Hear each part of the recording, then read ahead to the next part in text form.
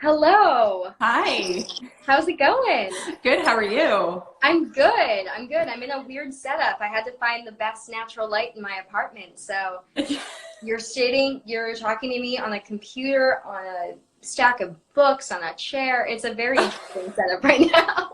Oh, I just got like one of those little tripod things from Oh, that Amazon, was but smart. That I was was smart. trying to see what the best angle would be. I put a plant next to me, but I think Oh yeah. this is fine here. I So, know. Whatever works for you. yeah. Exciting. How's your day going? Good. It's good. I mean, it's funny when you ask me about the length and about if I had anything to do afterwards, and of course, you know, I'm just like, actually, my schedule's clear today. Yeah. Don't worry about it. I know. It's not like I have a lunch meeting or anything after this. No. Yeah. Well, awesome. I think let's wait maybe for a few more people to join the Sure. chat, then we'll get started on our Great. conversation. Awesome. Awesome. I'm so excited. I've all the questions that I wrote for you, I've been wanting to know pretty much like since I did that interview, because I never got to actually interview you for that story. So I'm really Right. all that. That's true. Yeah, and I definitely, the first time I met you in person was at the Gray Awards a couple years ago, and you had like the man repeller in your hair, and I'm like, who is this person? So I'm obsessed with you, so it's perfect. So I know. I remember I also got to hand you your award, and that was really cool because I wrote that story and I made sure I was like, please let me give Sarah the award because that was like such a big moment for me at the time. Oh gosh. Well, me too. I know, seriously, mainly for you. Yes, right. Well, awesome. So now we have a few more people. I guess we can kind of start this conversation. So hello, Awesome. everyone. Thank you so much for tuning in to our live stream interview today. This is the first time we've ever done something like this. So I think this is going to go well, and it'll be a really great way for all of us to connect. So allow me to introduce myself. My name is Claire Butwinick, and I am the assistant editor at Gray Magazine. And with our current situation keeping all of us at home, Gray is hosting dozens of Instagram live talks with the international design community, including Sarah, as part of our ongoing design show and virtual symposium, the Virtual Design Expo. And so we're hoping these talks can build connection among our community and provide a momentary escape during these really difficult times. So with that being said, I'm so excited to kick things off with Sarah Donofrio, who is a fashion and textile designer. For those who are not familiar with Sarah, she is the founder of the boutique fashion label One Imaginary Girl. And One Imaginary Girl is definitely known for its unique patterns, both colorways. She's got one of them on right now, it looks like. And she makes everything from dresses and pants and scarves and scrunchies to this amazing new silk pajama line that I'm dying to hear about. They're all designed with her custom prints. She's been previously featured in British Vogue and Marie Claire. She was also on season 15 of Bravo's Project Runway. And like we were talking about a little bit earlier, she was also the 2018 fashion winner of the Gray Awards. So thanks for being here, Sarah. Thank you. No, last minute, but I'm so happy that we got all this together. Me too. Yeah. So for everyone watching today, we're going to be chatting about Sarah's design practice and how she's staying creative in quarantine, and maybe it can provide some inspiration for all of you as well. And if you want to join in on our discussion, you can feel free to ask a question or leave something in the comments, and we'll try to get to them as much as possible. And also, this is the first time I've done a live, guys, so I'm trying to keep my eyes as well on the questions. But Claire will probably re-ask them for me if we get one. Definitely. Yeah, and we'll kind of let the conversation roll. It's going to be super casual, and yeah, so let's get into it. So I've been really curious, especially about fashion people and what they're wearing in quarantine. So are you still dressing up, or was this a special occasion?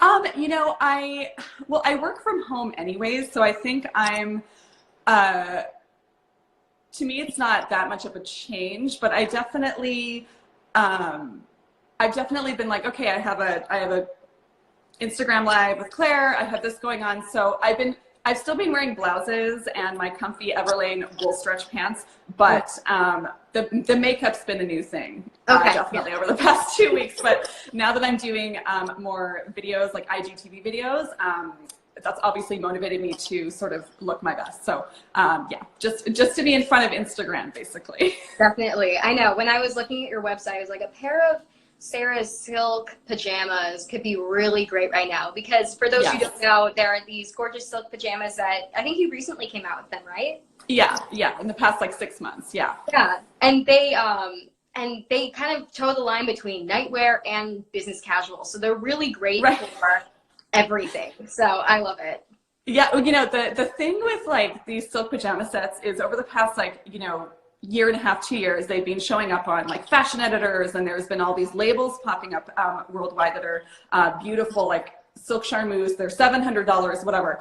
And I feel like it's a really aspirational look, but then the every woman, even the most stylish woman, they're kind of afraid to wear them on the street. And I know that when I first made them, I'm like, I'm gonna wear these to the airport and I'm gonna show people that you can do this. And I was in Charles de Gaulle last February, and I wore a really great pajama set, and the people were divided. It was like 50% were like, what? And this other 50% were like, oh my gosh. So I think that, you know, in the times we're living in, I think whenever we get out of this and we can walk the street again and go to the office again, I don't think women are going to be afraid anymore of wearing, you know, a sophisticated silk PJ set now. You know, I think that's going to be like, you know what, this is actually, I was comfortable and I look professional. So. Yeah, definitely. I always think growing up, I always assumed that, you know, fashion had to compromise comfort all the time. And the older I get, the more I'm kind of coming to realize I don't have to wear heels to look professional, or I don't have to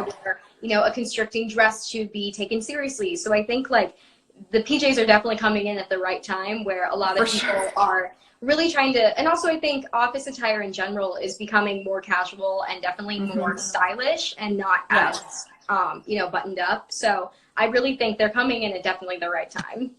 Oh yeah, for sure. Source Direct Northwest. Yeah, I'll definitely post them in my Instagram stories. And then if you go to my brand's Instagram at We Are One Imaginary Girl, I do have them in the feed as well. But I'll post everything in the stories that you guys are asking. Yeah, I think I need to pick up a pair after doing so much research. I need to get some. Yes. So I'm sure the question that I want to ask, I'm sure you've been asked this a lot, but like, how are you staying creative while in isolation right now? The way that I'm staying creative, I mean, right before this whole thing happened, I went to my studio and I was like, I need a creative nook where I can just sit and actually create stuff instead of, you know, just pumping random stuff out for sales. And so I have this library of like vintage fashion magazines, vintage books, art books, and I've actually been like reading books like for inspiration. I haven't opened up Pinterest. I've been like, oh, I'm gonna read this book on like Dada or Bauhaus or whatever. So that's so interesting.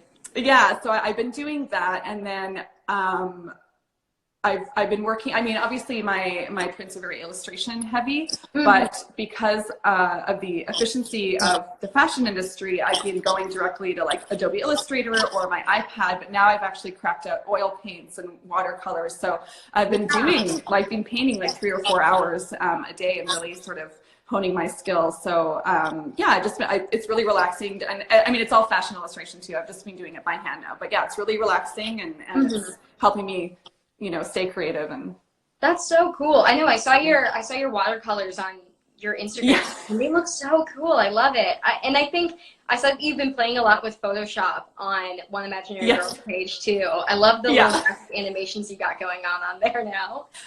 Well, the big joke is that, you know, I had all these years of like couture sewing school and stuff like that to basically know how to make really awesome GIFs and Instagram grids. So that's kind of... It looks super good. I love it. It's good. That's awesome. And I saw that you're making masks. Is that right? Like face masks? Yes. Okay. So I was making cotton masks out of scraps for like, my neighbor actually knocked on my door and she was like, oh, I need a mask. And so I've been making them for like neighbors and like friends and family. I've been sending them to clients as well.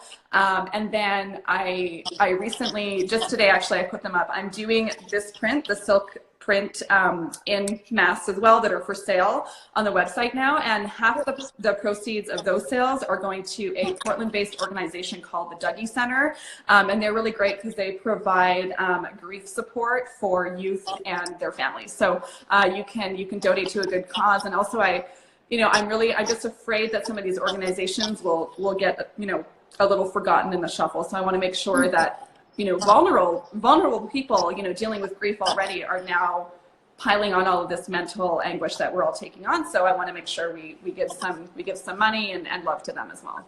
That's amazing. Well, thank you for doing that. I will definitely, I know we are actually in need of masks because I think they changed the rule where now they're encouraging people to wear masks every time they go outside. So for sure. Yeah. And it's not medical grade. And I mean, but at the same time, it's better, like 75%, 70%, whatever they're saying that the cotton, status is still better than nothing. And if you travel to places like Tokyo, people wear them on the subway and no one's like, oh my God, the apocalypse. It's just kind of, you're on a crowded subway and people are breathing all over you anyway. So it's just a different culture shift. Right. And I think that, and I've seen a lot of other fashion brands doing that too. It's a really interesting thing to see so many different labels automatically shift. And like yours is obviously a smaller one, so you're able to do that quicker. But like there are so many other companies that are just automatically switching to making masks. And I think it really shows how quickly, this situation has affected not just our economy, but like the people in general. And I think it's really interesting from almost a sociological perspective.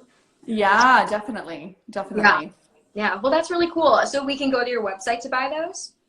Yeah, so I just put one print up today, and then I'll be adding more as we go along. And then I wanted to mention quickly as well, I do have some scarves that I'm also taking a cut of the profits and donating to another great Portland organization called Rosehaven.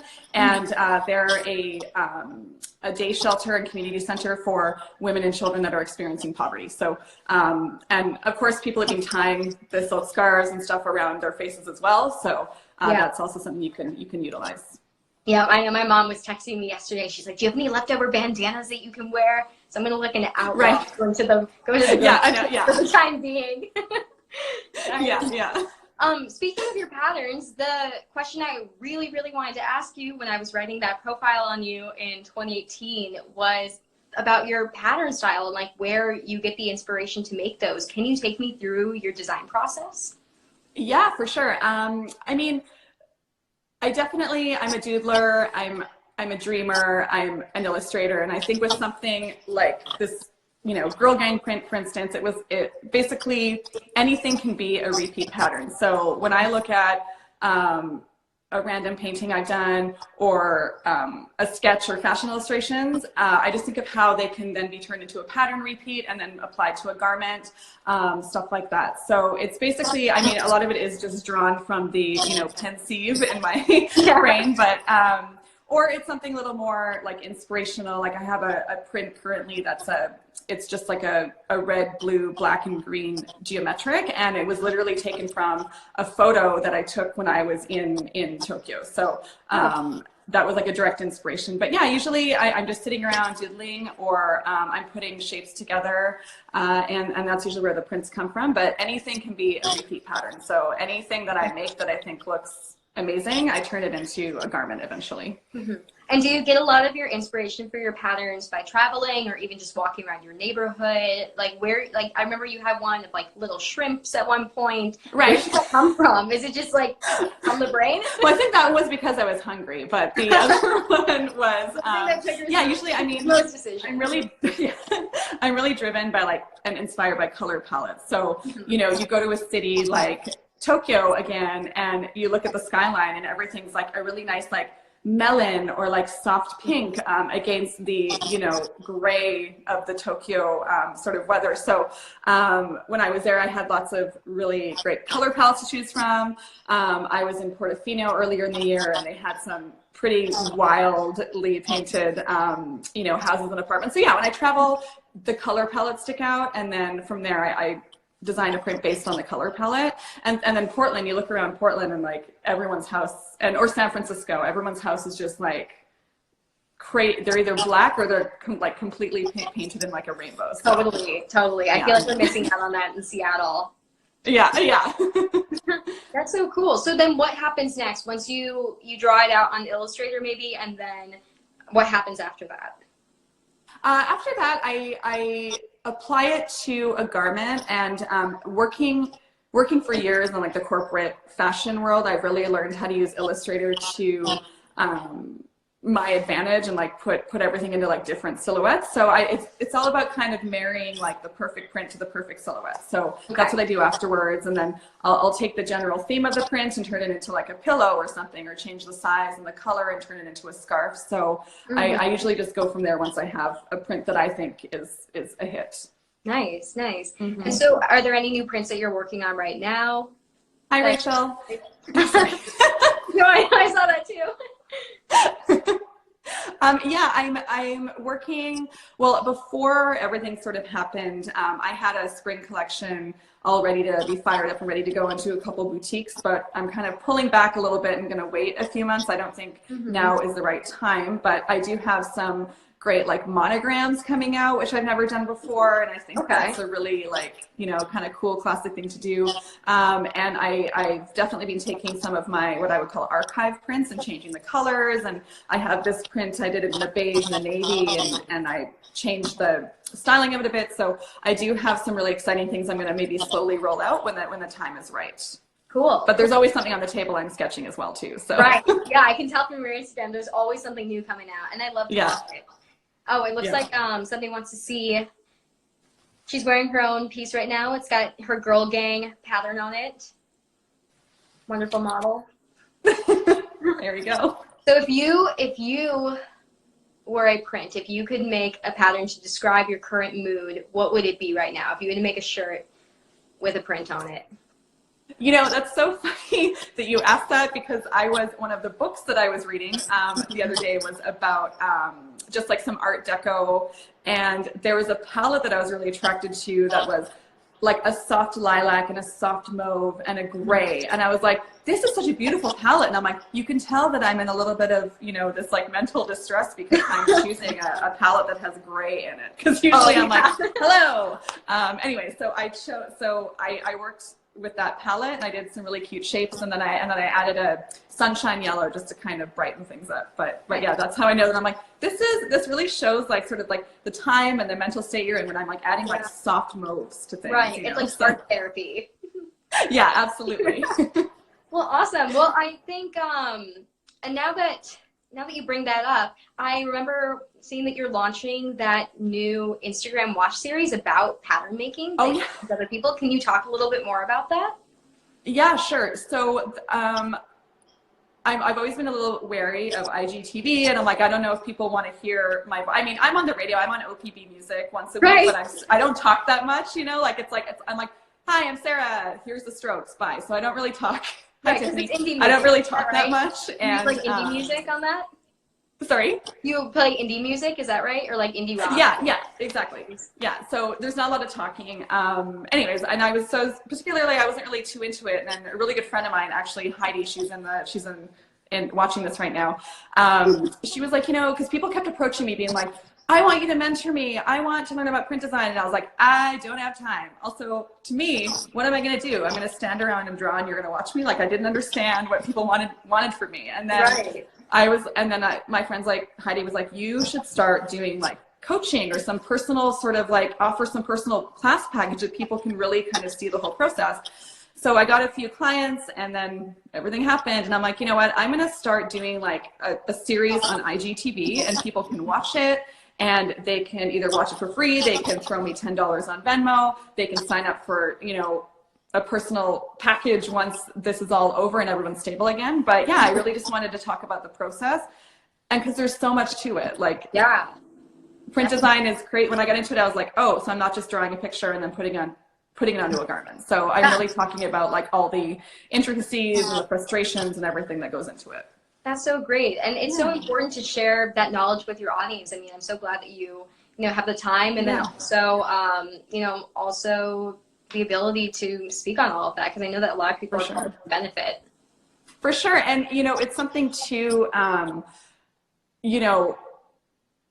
when you walk into a clothing store and you see a shirt that has a print on it and it's $20 and you're like, okay, great. It's like, this at least shows you some insight into like, you know, actually getting this illustration or this design or picture onto a garment actually like the process is very, very, very, very long, you know. Really? So it's kind of, it also helps educate people who aren't interested in like doing their own prints. I mean, like, actually, you know, putting a stripe in the right color, in the right size, and the right spacing is actually a lot of, you know, somebody did a lot of work on that. Yeah. A little more appreciation. You'd be a little more conscientious, right? Absolutely. That's interesting. Well, I'm excited to tune into that. And you're starting that, when is that starting? I'm doing a quick edit today on a video I awkwardly recorded yesterday. Exciting. I tend to say a lot, so I was really trying to edit those out. But it'll be on the site probably around 3 p.m. today. Oh, that's exciting. So I'll put that in my stories as well, so you guys will see that. Awesome. Well, there's something for you guys to do the rest of your afternoon. Absolutely. I know, seriously. And then I saw on your Instagram too that you recently upholstered that amazing Victorian setting. Are you gonna continue to do fabric or upholstery on furniture, or are you just gonna stick with clothing for now? You know, I've always wanted to do it. It's just, it's not an area that I'm really like I don't know a lot about it. I certainly learned a lot reupholstering a settee with 72 buttons. Like, it definitely, that was a big education. But you know, actually it's funny, the room I'm sitting in right now is, we had Fieldwork Design in Portland. You guys are very familiar with them. They built an accessory dwelling unit for us, which we were going to Airbnb. Enter March 2020. Anyways, but I did a series of shoji screen prints for it. So once this is all kind of over, those will arrive. So I've done textiles for my personal home, but I haven't really ventured out yet. That's definitely on my goals in the future, but right now I'm just kind of integrating it into photo shoots and stuff like that. Yeah, nice. And it looks like we have a question down here. Do you do microprinting? I'm not sure what that means. I thought you would. I'm like microprinting. I'm not. I mean, I do digital printing. There's my nails. I do digital printing, and all of my illustrations and stuff for my prints are done again through like the iPad and through Adobe Illustrator, and then they're all digital printed. Depending on what fabrication it is, they're either digitally printed in the US or South Korea or China or Germany. So it just depends on what fabric it is. Nice. And this is kind of our fun last question before we go into that rapid fire that I'll get a little bit next. But what's the first place that you're going to visit after quarantine is over? It's so funny because I was like, oh, we can go here and here. And now I want to make this like route where we go to Seattle, San Francisco, Tokyo, Hong Kong, Chiang Mai, Montenegro, south of France, Paris, Toronto, home. But that looks oh my God. I was convoluted. Expecting to say my favorite local boutique, but I appreciate that too. And then, well, you know, I was actually really excited for Delta Airlines is now doing, I don't know if they're still doing it, but they were going to start doing direct to London Heathrow from PDX. And I was so excited about it. So I'm like, we're going to go to London in the summer and the fall. So I think that would be my first flight. I think is going to be PDX to Heathrow. So that's so fun. London's such a great city. For sure. Yeah. Did you live there at one point? I worked there for a summer. I worked there with helping a designer with his collection for London Fashion Week, which, you know, it's great because some of my advice I always give people, like younger people that approach me about fashion design, when you have on your resume that you worked in fashion in London or in Europe, everyone's always like so like flabbergasted by it. Right. So I'm really glad that I slept under a drafting table in King's Cross for 2 months. So, oh my God. That is insane. Well, we are almost out of time here, but let's do our 5 questions, our lightning round. In every single interview with all of our virtual design speakers, we're going to ask these same questions. So I will hit them off. So the first one, what do you do to get out of a creative mind block? Take a nap. Yeah, you get some crazy dreams after a 30-minute kind of rest. Yeah, take a nap. There's like a weird sweet window of a nap. There's something scientific behind it. I don't know what it is, but yeah, I think so. What did you want to be at age 5? Jean-Paul Gaultier, which I know is not a thing. It's a person, but yes. I love that. That's a great answer. Who is someone who shaped your life professionally? You know, I saw this question, and I always think about how everyone has a mentor, and I don't have a single mentor. I have like a series of people that have come in and out of my life, and whether it was the textile agent I worked for when I was 20, or whether it was Tim Gunn, or whether it was my current BFF, her name is Sage Aubrey, whether it's any of, you know, those people, but they all, you know, I often have different people that come in and out at the right time. So nice. That's so funny. In my notes I wrote, I was like, I really hope she says Tim Gunn. Yeah, well, you know, Tim Gunn gave me the best piece of advice for clothing that I've ever heard, and it was, I was trying to like finagle a tuxedo stripe onto something, and he was like, the fabric doesn't want to do it. You got to let the fabric do what it wants. I'm like, it's true. Fabric, you know, it's woven or knit in a certain way, and sometimes it just doesn't want to stay, and you got to let it be. So yeah, that's awesome. Yeah. That's so funny. What are the 3 objects that you have on your desk at all times? A measuring tape, which I actually went like this because I'm surprised it's not around my neck, but a measuring tape, and a Pantone color book, and then a notebook that has all of my, like, I write down any sort of like dream collaboration, any sort of, you know, whether I want to be like design a tie for Gucci, whatever. I just write down my those weird dream goals, and then see sort of how I could get there. So yeah, it's like manifesting, right? That's right. That's right. And I know you already said one piece of advice, but is there another really amazing piece of advice that you've received that you can tell all of us? Yeah, so a piece of business advice that I received is, you are already doing what is right for your business. So if you're looking sideways and you're being like, oh, well, Marc Jacobs is doing this, or this small designer down the street's doing this, it's like, that's totally working for them, good for them. You gotta, what you're doing is working for you. I love that. That's a really great part of wisdom. Well, thank you so much, Sarah, and thank you everyone for tuning into the first virtual design speaker for Gray. If you if you would like to see our live conversation again, the full live stream will be available on our Instagram story highlight, and it will also be available on our website under the Virtual Design Expo tab. And tune in on Monday for our next conversation between Gray's executive editor, Lauren Gallo, who I see is watching this right now, and interior designer, Brian Paquette. And thank you everyone for watching, and have a great weekend. Thank you, Sarah. Thanks, guys. Thanks, Claire. All right, bye, everyone. Bye.